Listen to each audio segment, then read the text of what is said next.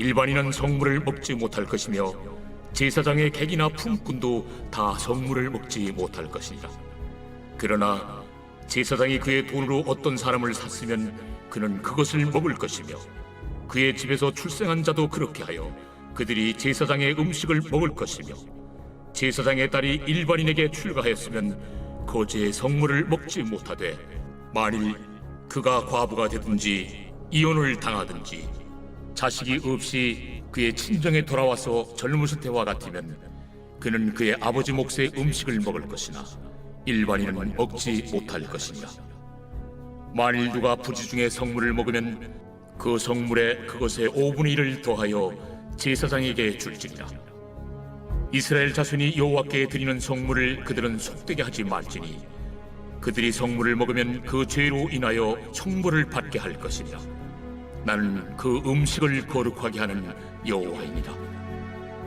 여호와께서 모세에게 말씀하여 이르시되 아론과 그의 아들들과 이스라엘 온 족속에게 말하여 이르라.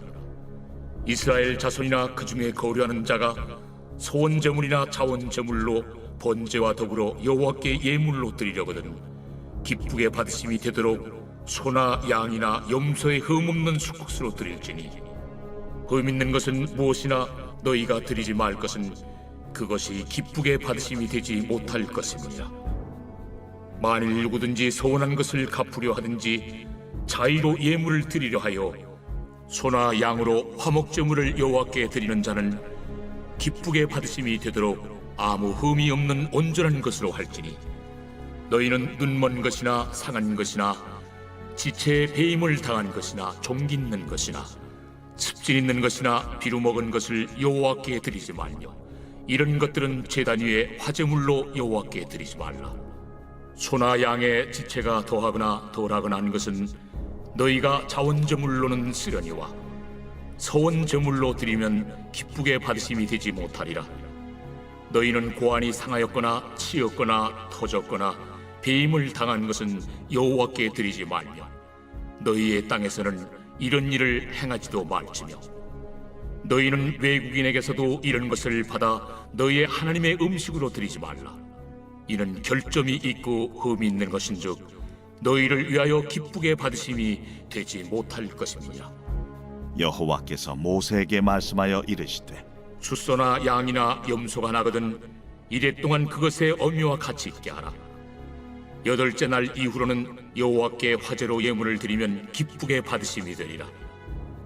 암소나 암양을 막론하고 어미와 새끼를 같은 날에 잡지 말지니라.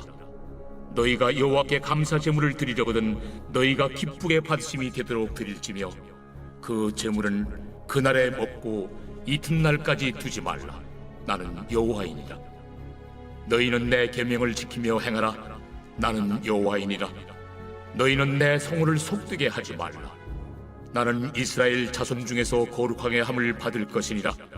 나는 너희를 거룩하게 하는 여호와요 너희의 하나님이 되려고 너희를 애굽 땅에서 인도하여 낸 자니 나는 여호와이니라.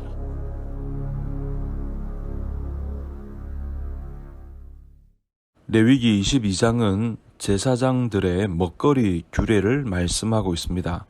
제사장들이 어떻게 먹고 살 것인가 그것을 가르치는 장입니다.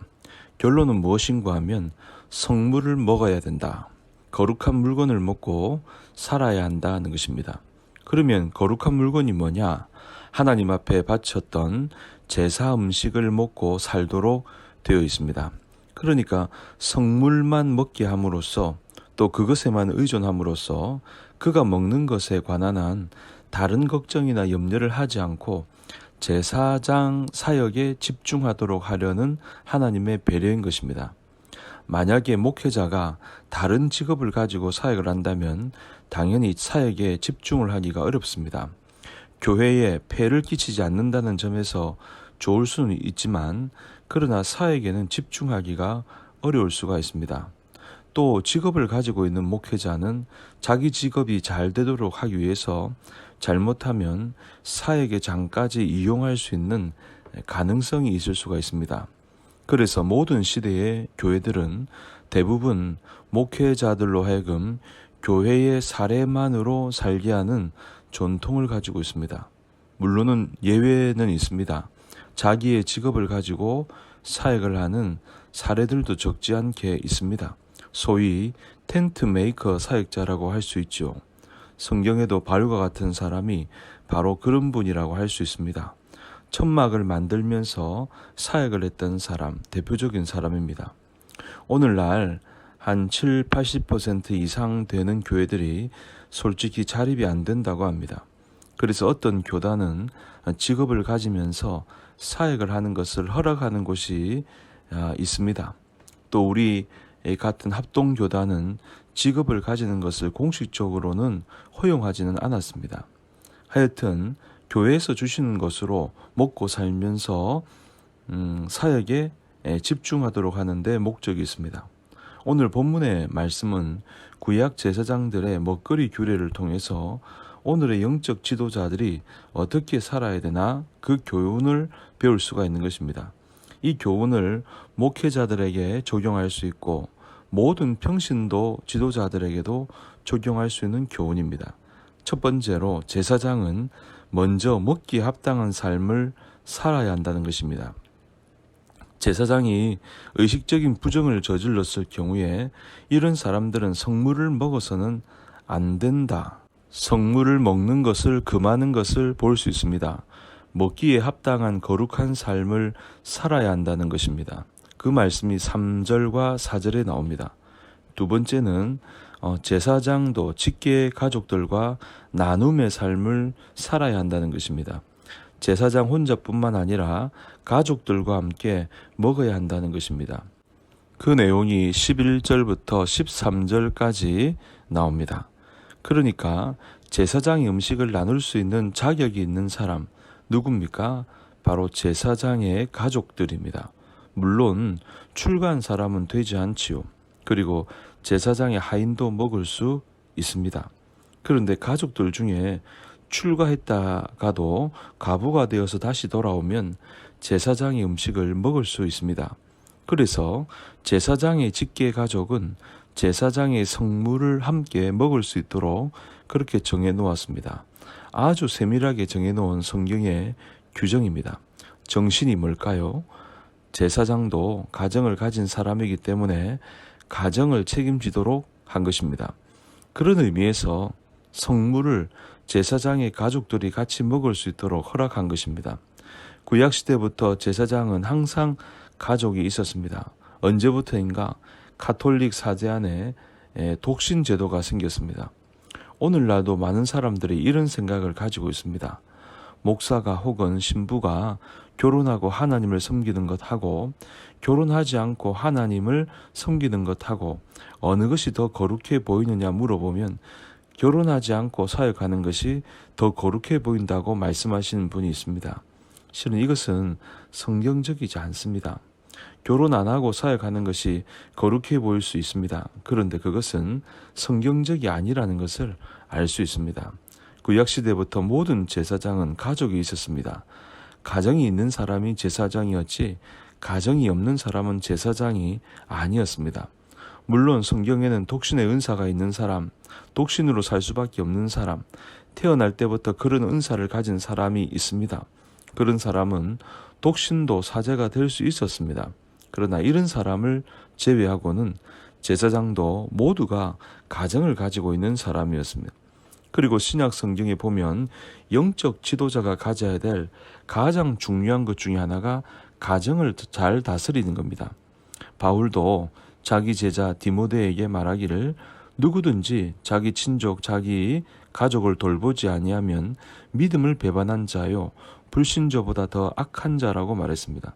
디모데후서 3장에도 보니까 사람이 감독의 직분을 얻으려 함은 감독은 책망할 것이 없으며 한 아내의 남편이 되며 그러니까 성경이 가르치는 영적 지도자는 가족을 잘 다스려야 하는 것입니다. 그러니까 우리가 일반 세상 사람들이 생각하는 것처럼 성경이 말하는 것과는 다르다는 것을 알아야 됩니다. 그러니 가정을 통한 삶의 모본을 만드는 것이 영적 지도자의 가장 중요한 것이다라는 것이죠. 세 번째, 제사장도 드림의 모본을 보여야 하는 것입니다. 제사장은 제사 드린 음식을 먹고 삽니다. 그러면 자기만 먹고 살면 되느냐? 아니죠. 또 자기가 받은 것을 들을 줄 알아야 됩니다. 다시 들을 줄 알아야 되는 것입니다. 제사장도 드림의 삶을 살아야 된다. 그 말씀을 하고 있습니다. 신약적으로 보면 영적 지도자들부터 헌금 생활을 잘 해야 됩니다. 영적 지도자들은 헌금 생활부터 철저하게 해야 합니다. 영적 지도자의 자격 18절 이하 20절까지 나오는데 제사장이 먼저 흠 없는 제물, 하나님이 기뻐 받을 수 있는 것으로 먼저 드림의 모범을 보여라. 그 말씀을 하고 있습니다. 구약에는 일반 백성들이 드리는 헌물로 먹고 사는 것이지만 그럼에도 불구하고 제사장도 드려야 된다. 신약에도 마찬가지입니다. 신약에도 영적 지도자들은 복음에 집중하기 위해서 교회에서 주시는 것으로 먹고 사는 것이 좋다. 복음에 집중하기 위해서.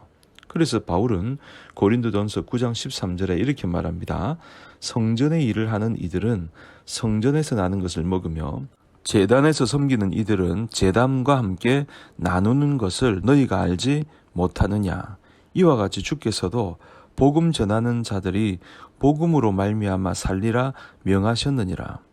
구약시대처럼 신약시대에도 복음에만 집중하기 위해서 교회에서 주시는 것으로 사는 것이 제일 좋다.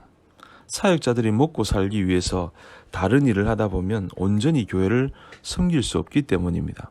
그러나 이러한 혜택을 받는 영적 지도자들도 다시 들어야 된다. 이것이 구약시대부터의 일관성 있는 말씀입니다. 저는 비교적 엄하고 아주 보수적인 목회자 밑에서 자라서 그런지 헌금 생활에 있어서는 아주 철두철미한 편입니다. 11조뿐만 아니라 절기 헌금도 거의 11조만큼 드리는 훈련을 받았습니다. 그러니 목회 현장에 있으니까 더더욱 절실하게 하나님께 드리는 것입니다. 그리고 드릴 때 좋은 것을 드려야 된다. 이러한 좋은 예가 한 사람이 있는데 영국의 요한 웨슬레입니다. 이분은 돈에 대한 이야기를 하면서 첫 번째 이런 말을 했습니다. 돈은 할 수 있으면 많이 정당하게 벌어라. 두 번째, 정당하게 번 것을 정당하게 엔조이하라. 세 번째, 그런데 그 번 것을 가장 정당하게 쓰는 방법으로 하나님 앞에 드릴 줄 알아야 된다. 이 세 가지를 웨슬리는 항상 강조했습니다. 그가 남긴 말 중에 가장 중요한 말이 있습니다. 나는 주머니가 회개하지 않은 사람의 회개를 내가 믿을 수가 없다. 어떤 사람이 회개했다고 하면 주머니 쓰임새가 달라져야 된다는 겁니다. 그러니까 내가 회개했다고 하면 그 돈을 그 나라와 영광을 위하여 쓸 줄 알아야지 그렇지 않다면 회개한 사람이라고 할 수 없다는 것입니다. 그래서 오늘 본문의 주제는요. 다시 이렇게 간단하게 말할 수 있습니다. 잘 살고 잘 먹고 잘 나누고 잘 드리자. 한평생 우리가 먹고 사는 존재인데 잘 먹고 잘 살고 잘 사용해서 나누고 드리는 인생이 될 수 있기를 주님의 이름으로 간절히 축복합니다.